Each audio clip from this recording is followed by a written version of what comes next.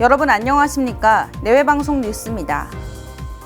올해 전체 취업자에서 자영업자가 차지하는 비중이 20%선 아래로 떨어진 것으로 나타났습니다.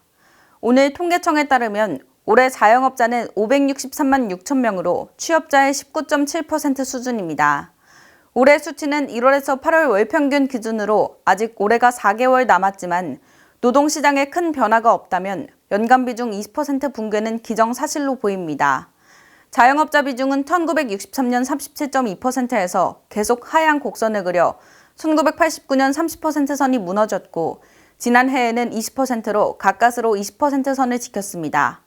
노민선 중소벤처기업연구원 연구위원은 자영업자 비중이 줄고 있지만 주요국 대비 아직은 높은 수준이어서 사회적으로 더 떨어지는 것이 바람직할 것이라고 말했습니다. 지난달 일도 구직 활동도 안 하고 그냥 쉬었음 인구가 역대 최대를 기록한 가운데 20에서 30대 휴대전화 요금 연체 금액이 112억 원을 넘어섰습니다.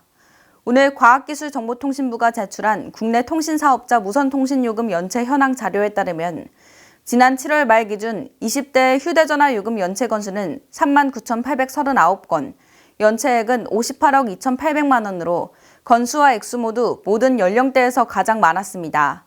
30대도 연체 건수가 39,047건, 연체액이 54억 3,400만 원으로 전체 연령층 중 두 번째로 많았습니다.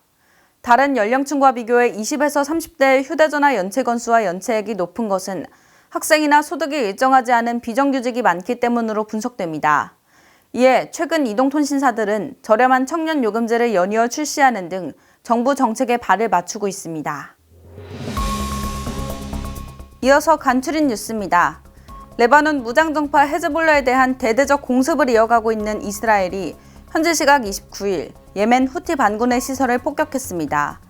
이스라엘은 이란을 주축으로 한 중동의 반이스라엘 무장조직 연대인 저항의 축을 차례로 폭격하고 있습니다.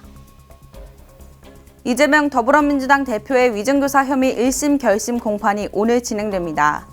공직선거법 재판에 이은 두 번째 결심인데 검찰은 앞서 공직선거법 위반 혐의 재판에서는 징역 2년을 구형했습니다. 대통령 직속 의료개혁 특위가 의대 증원과 관련해 의료계 입장을 반영하기 위한 의료인력 수급 추계기구를 신설하기로 했습니다. 의료계는 대통령실 계획을 환영한다면서도 의정 갈등 상황에 대한 해결책은 될 수 없다고 주장했습니다. 제18호 태풍 끄라톤이 북상하면서 이번 주 징검다리 연휴 기간 국내에 영향을 미칠 것으로 보입니다. 정부는 한반도에 큰 피해를 입혔던 태풍과 비슷한 경로로 접근할 것으로 보인다며 주의를 당부했습니다. 빠른 뉴스 행복을 전하는 내외방송 이지현입니다.